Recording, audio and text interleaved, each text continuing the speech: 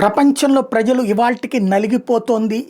అనారోగ్యం కారణంగా మానసికంగా కృషించిపోయి, శారీరకంగా నశించిపోయి, ఆర్థికంగా చితికిపోతున్నటువంటిది క్యాన్సర్ అనే వ్యాధి కారణంగా. క్యాన్సర్ బారిన పడితే వాళ్ళ జీవితాలు సర్వనాశనం అయిపోతున్నాయి.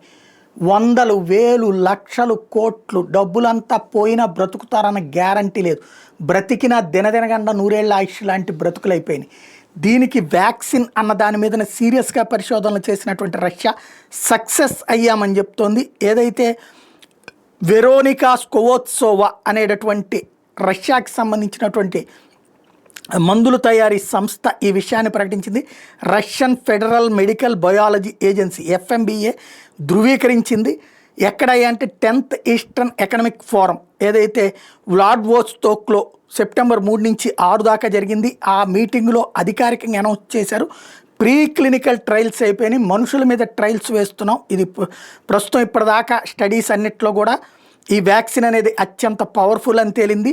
మల్టిపుల్ యూజ్గా ఉపయోగపడుతుంది, హై ఎఫెక్టివ్నెస్ ఉంది. అదే సందర్భంలో క్యాన్సర్ సెల్స్ని, ట్యూమర్స్ని భారీగా రెడ్యూస్ చేస్తుంది, భారీగా తగ్గించగలుగుతోంది, దాన్ని శాంతం దెబ్బతీయగలుగుతోంది. కాబట్టి ఇది అద్భుతమైనటువంటి ఫలితం అని చెప్పుకొచ్చారు. ప్రస్తుతం ప్రీ క్లినికల్ ట్రయల్స్ అయినాయి, మానవుల మీద ప్రయోగాలు పూర్తయిపోయిన తర్వాత క్యాన్సర్ వ్యాక్సిన్ అన్నది ప్రపంచం మొత్తానికి అందించడానికి సిద్ధపడుతోంది రష్యా.